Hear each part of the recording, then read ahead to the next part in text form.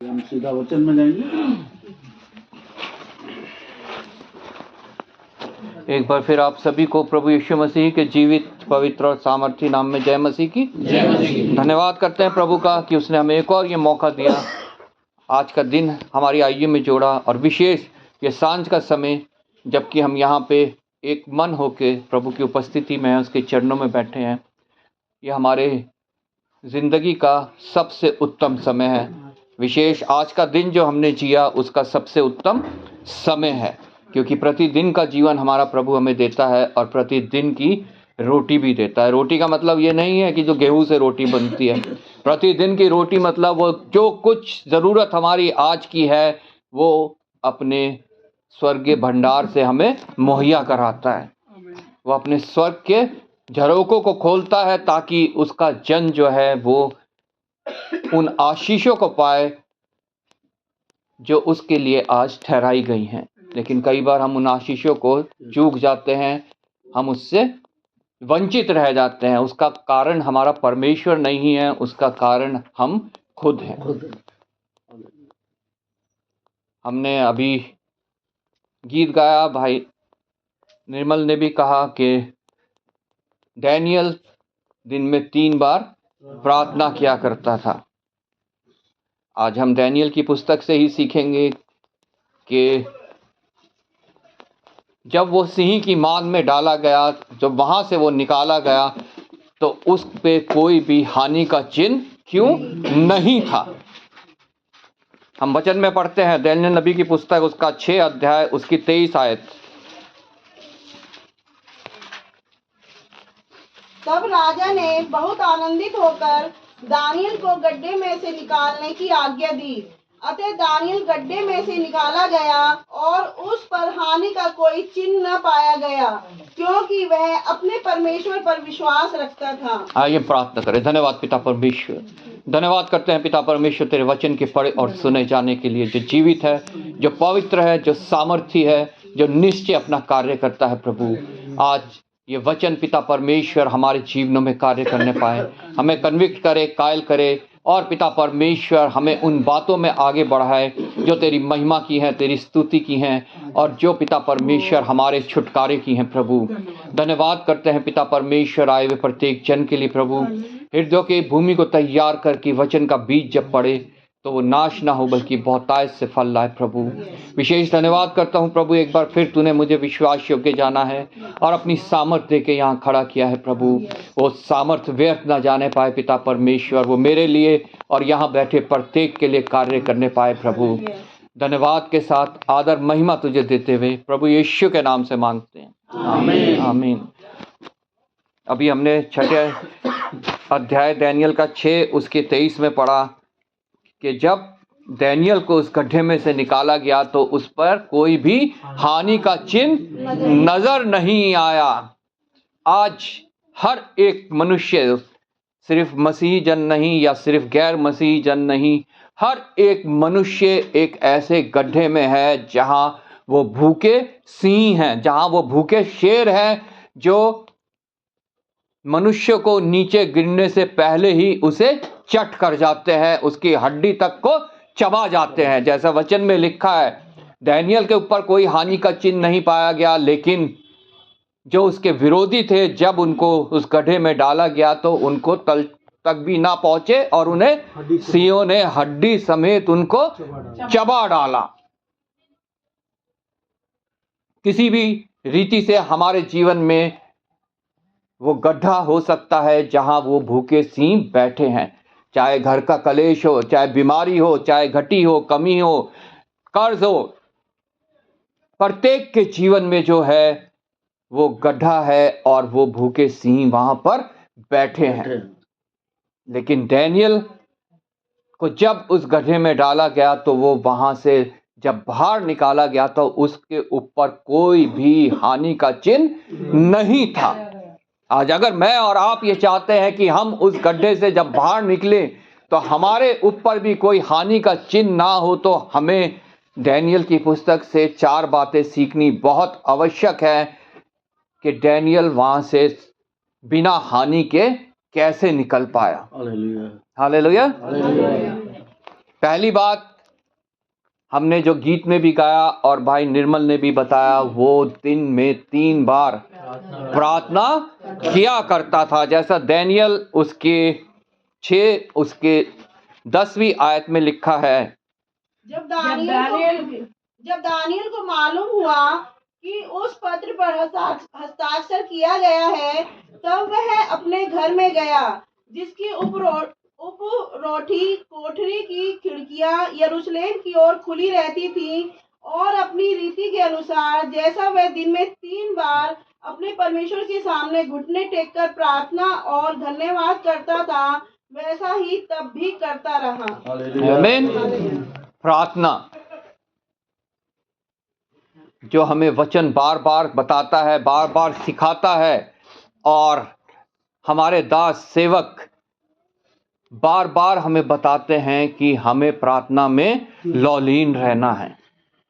सिर्फ हमें घुटने टेक कर ही प्रार्थना नहीं करनी 3 बार, बल्कि हर समय जो है हमारे हृदय में प्रार्थना उपस्थित रहनी चाहिए। हम काम कर रहे हैं, हम घर में महिलाएं हैं, कपड़े धो रही हैं, रोटी बना रही हैं, खाना बना रही हैं, सफाई कर रही हैं, पुरुष हैं, कुछ भी कार्य कर रहे हैं, उनको हमेशा प्रार्थना में लौलीन रहना है। और इस प्रार्थना की सामर्थ के द्वारा जो है हम उस गड्ढे से जिसमें हम पड़े हैं, जहां सिंह है, हम बाहर बिना हानि के निकल सकते हैं। नहीं तो हमारा हाल भी उनकी तरह होगा जो दानियल के बैरी थे, और जब उनको उस गड्ढे में डाला गया, जो उनका हाल हुआ, हमें वहां सिंह चबा डालेगा, हमें नाश कर डालेगा। वचन में लिखा है कि वो दहाड़ने वाले सिंह की समान घूम रहा है। कौन? शैतान। ताकि किसको विश्वास में कमजोर देखे, किसको जो है अविश्वासी देखे, और उसको पकड़े और फाड़ डाले। अगर हमें उस गड्ढे से बाहर निकलना है, और वो भी बिना हानि के निकलना है, तो हमें प्रार्थना करना बहुत आवश्यक है। और जहां जहां हमें मौका मिले, प्रार्थना में उपस्थित होना भी हमारे को बहुत जरूरी है, बहुत महत्वपूर्ण है, ताकि हम प्रार्थना करें, एक मन की प्रार्थना करें। हम अकेले तो प्रार्थना करते हैं, जैसे दाऊद करता था, बहुत इंपॉर्टेंट है वो। फैमिली प्रेयर बहुत इंपॉर्टेंट है, और कलीसियाई प्रेयर बहुत इंपॉर्टेंट है। ये मैं बार बार बोलता हूं, क्योंकि वचन में साफ लिखा है, जहां 2 जन एक मन के हो, मेरा पिता वहां उनकी सुनकर उनको उत्तर देगा। इसलिए जब हम अकेले प्रार्थना करते हैं, वो प्रभु को पसंद आता है, उसका उत्तर हमें मिलता है। जब 2 जन मिलके करते हैं, उसका और भी ज्यादा उत्तर हमें मिलता है। इसलिए बहुत जरूरी है कि हम प्रार्थना में लगे रहें, संगति में लगे रहें, एक दूसरे से मिलने में, उपस्थित होने में, कलीसिया आने में, प्रेयर मीटिंग में आने में हम ढील ना करें, बल्कि उसमें हम कोशिश करें पूरी कि हम उसमें पहुंचने पाए। बाकी सब काम इतने ज़्यादा इम्पॉर्टेंट नहीं है जितना प्रेयर मीटिंग में उपस्थित होना इम्पॉर्टेंट है। लेकिन मनुष्य क्या करता है, वो बाकी सब बातों को इन बातों से ऊपर रख देता है। प्रभु की निंदा होती है, इससे प्रभु को महिमा नहीं मिलती है। और जहां प्रभु को महिमा नहीं मिल रही है, प्रभु का कार्य वहां पे नहीं होता है। दूसरी बात हम देखते हैं, वचन हमें बताता है दानियल में उत्तम आत्मा पाई जाती थी। बलशस्सर की पत्नी, जब बलशस्सर ने पार्टी की, दावत की, मंदिर के बर्तनों को इस्तेमाल किया, दीवार में कुछ लिखा गया, वो डर गया, घबरा गया। 5वें अध्याय में पढ़ते हैं हम दानियल नबी की। तब उसकी पत्नी ने कहा कि तेरे पिता के समय एक लड़का था जिसमें उत्तम आत्मा रहती थी। और जब हम 6 अध्याय और 3री आयत में पढ़ते हैं, यहां भी लिखा है, जब यह देखा गया कि दानियल में उत्तम आत्मा रहती है। ये उत्तम आत्मा क्या है? आज उसे पवित्र आत्मा के रूप में जाना जाता है। क्या मुझ में, क्या आप लोगों में वो उत्तम आत्मा, पवित्र आत्मा रहती है कि नहीं रहती है। वचन कहता है पवित्र आत्मा को खेदित ना करो।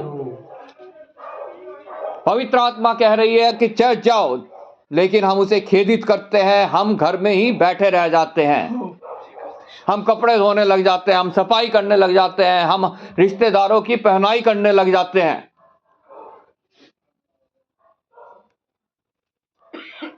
क्या वो पवित्र आत्मा हमारे अंदर रहेगी फिर?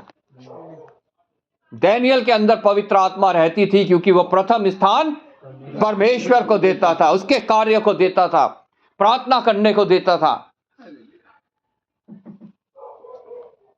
और फिर हम कहते हैं कि हमारी तो हानि हो गई उन सिंहों के द्वारा, हम तो उस गड्ढे से बाहर निकल ही नहीं पा रहे हैं।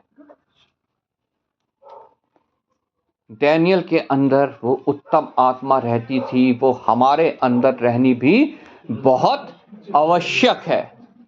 और वो उत्तम आत्मा हमारे अंदर है कि नहीं है, इसको जांचने के लिए हम पढ़ेंगे हबक्कुक की पुस्तक, उसका 3 अध्याय, उसकी 18 आयत।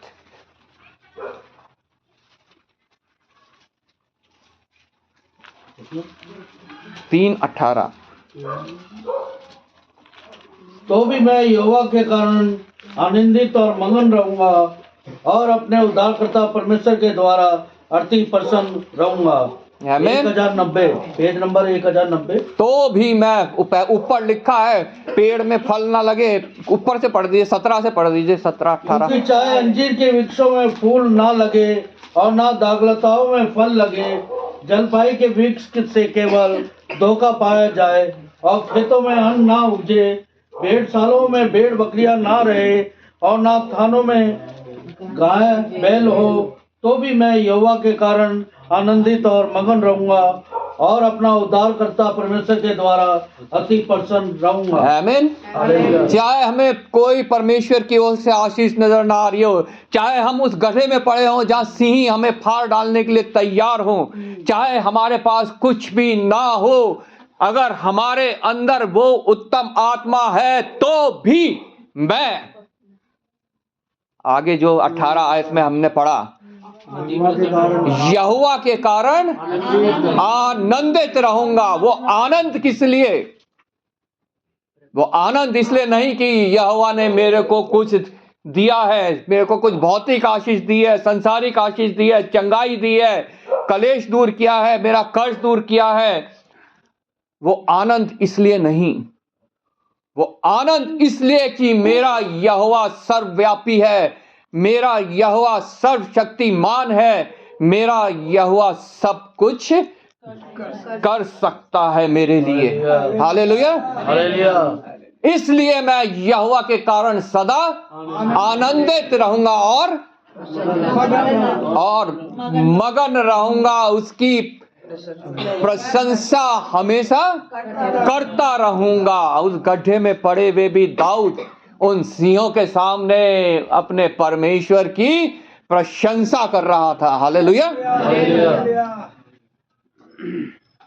क्या वो पवित्र आत्मा मुझ में और आप में है कि हमारा चाहे सब कुछ छिन जाए, तब भी हम अपने परमेश्वर के कारण आनंदित रहें? अगर रहते हैं तो निश्चय वो पवित्र आत्मा हमारे अंदर है, वो उत्तम आत्मा हमारे अंदर है। और हम चाहे किसी भी गड्ढे में क्यों ना हो, वहां कितने ही सिंह हमें फाड़ने के लिए तैयार क्यों ना हो, हम जब वहां से निकलेंगे तो हम बिना हानि के निकलेंगे। हालेलुया। शैतान हमारी कुछ भी हानि नहीं कर पाएगा। तीसरी बात, दानियेल को उन सिंहों के गड्ढे में डाल दिया। राजा बेचैन रहा और राजा तड़के सुबह ही दौड़ता हुआ उस गड्ढे के पास आया और वहां आके उसने कुछ कहा। हम पढ़ेंगे 6:20, दानियेल 6:20। जब राजा गड्ढे के निकट आया, तब शोक भरी वाणी से चिल्लाने लगा और दानियेल से कहा, हे दानियेल, हे जीवते परमेश्वर के दास, क्या तेरा परमेश्वर जिसकी तू नित्य उपासना करता है तुझे सिंहों से बचा सका है? हे दानियेल, हे जीवते परमेश्वर के दास, जिसकी तू नित्य उपासना करता है। हालेलुया। हमें परमेश्वर का, अगर हम कहते हैं हम उसके दास हैं, हम उसके लोग हैं, तो उसकी नित्य उपासना करनी हमारे लिए बहुत आवश्यक है। और उपासना सिर्फ यही नहीं है कि जोर जोर से गीत गाना, हालेलुया, प्रेज द लॉर्ड बोलना।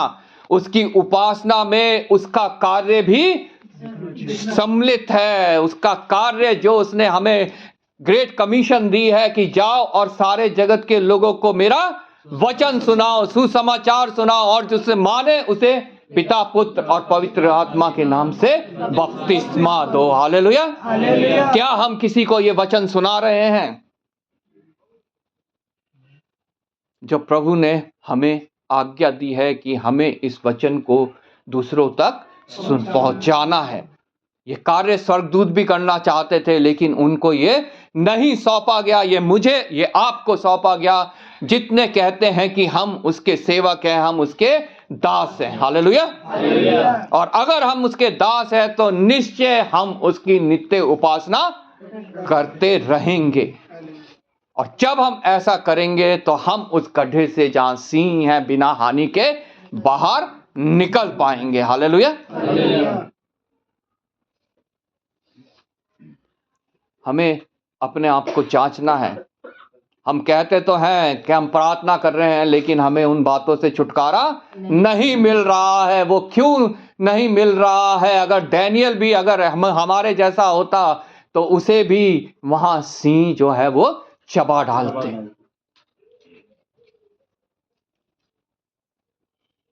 और चौथी बात जो आपने पढ़ा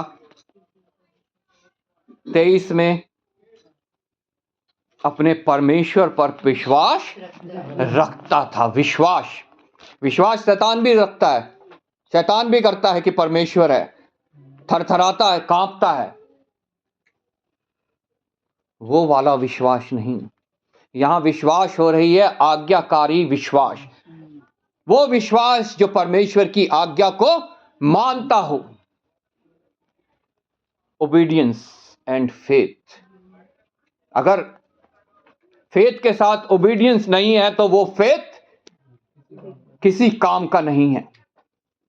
उसके द्वारा कुछ छुटकारा हमारा नहीं है। ओबीडियंस एंड फेथ, ये दो चीजें, उस विश्वास के साथ ओबीडियंस का जुड़ा होना बहुत आवश्यक है। डैनियल को विश्वास था और वो आज्ञा को मानता था। मुझे विश्वास है, क्या मैं आज्ञा को मानता हूं कि नहीं मानता? मैं कहता तो हूं मुझे विश्वास है। क्या मैं प्रभु यीशु मसीह की आज्ञाओं को मानता हूं? मुंह से तो वो मेरा अंगीकार करते हैं, लेकिन हृदय में उनके मैं नहीं हूं। मुंह से तो कहते हैं वो मैं विश्वास करता हूं, लेकिन वो मेरी एक भी बात को मानते नहीं हैं। डैनियल परमेश्वर की हर बात को मानता था। अय्यूब की पुस्तक उसका 19 अध्याय उसकी 25 आयत में वो कहता है, मुझे तो विश्वास है कि मेरा छुड़ाने वाला जीवित है। हालेलुया। क्या मुझे विश्वास है कि मेरा छुड़ाने वाला जीवित है? शद्रक, मेशक, अबेदनगो कहते हैं कि राजा जब उनसे कहता है तो कहते हैं कि वो सामर्थी है हमें छुड़ाने के लिए, और अगर ना भी छुड़ाए तो भी हम तेरी बनाई मूरत को दंडवत नहीं करेंगे। तब भी हम अपने परमेश्वर में आनंदित रहेंगे, उससे ही प्रार्थना करेंगे, उसी की उपासना करेंगे, उसी पर ही हम विश्वास करेंगे, उसी की ही आज्ञा को हम मानेंगे। अय्यूब को उस विश्वास का दुगना मिला जब उसने विश्वास किया। शद्रक, मेशक, अबेदनगो उस आग 7 गुना भड़काई हुई आग की भट्टी से सुरक्षित निकलने पाए और धुएं तक की बदबू उनमें नहीं आई। दाऊद ने विश्वास किया और वो सिंहों का मुंह बंद हो गया, वो उसका कुछ भी नहीं बिगाड़ पाए। डैनियल का। क्या हमारे जीवन में ऐसा नहीं हो सकता? निश्चय हमारे जीवन में भी परमेश्वर इस कार्य को कर सकता है, अगर हम इनकी तरह प्रार्थना में लौलीन रहे, हम इनकी तरह हमारे अंदर भी वो पवित्र आत्मा वास करती हो, इनकी तरह हम हमेशा परमेश्वर की उपासना में लगे हुए हों, और इनकी तरह वो विश्वास जो आज्ञा मानने वाला विश्वास है हमारे अंदर उपस्थित हो। तो कोई गड्ढा, कोई सिंह, कोई आग, कोई बीमारी, चाहे हमारी खाल भी पूरी सड़ जाए, कुछ हमारा हानि नहीं कर सकती। हम बिना हानि के उससे निकलने की योग्य हैं, लेकिन उस योग्यता के लिए हमें परमेश्वर का बातों पर ध्यान देना, उसकी बातों को मानना बहुत अवश्य है। वो योग्यता क्योंकि उसी की ओर से आती है। हम गाना गाते हैं, योग्य केवल तू, योग्य केवल तू ही है प्रभु। इसलिए जैसा हमने हबक्कुक की पुस्तक में पढ़ा, हमें सदैव जो है उसमें आनंदित रहना है, चाहे हमारे जीवन में कुछ भी घट रहा हो, कुछ भी बीत रहा हो। पौलुस कहता है कि परमेश्वर में सदा आनंदित रहो। और मैं फिर कहता हूं, दोबारा जोर दे के कह रहा है, मैं फिर कहता हूं, आनंदित रहो। चाहे तुम्हारी परिस्थिति कैसी भी हो, तुम्हारे शरीर में कितनी ही बीमारियां लगी हो, तुम्हारे घर में कितने ही कलेश हो रहे हो, तुम्हारे ऊपर कितना कर्ज आ गया हो, तुम्हारे बच्चे कितने बिगड़ गए हो, मैं फिर कहता हूं, आनंदित रहो, क्योंकि तुम्हारा छुटकारा सिर्फ उसी से है। हालेलुया। इसलिए इन 4 बातों को हम आज यहां से लेके जाएं और अपने जीवन में प्रैक्टिस करें, तो हम हर एक उस गड्ढे से, जहां वो भूखे शेर हैं जो हमारी हानि कर सकते हैं, सुरक्षित बाहर निकलेंगे। और हमारे लिए भी कहा जाएगा कि जब ये बाहर निकले तो इनमें कोई भी हानि का चिन्ह नहीं पाया गया, क्योंकि इन्होंने अपने परमेश्वर पर विश्वास किया। हालेलुया। प्रभु आपको इस वचन के द्वारा आशीष दे।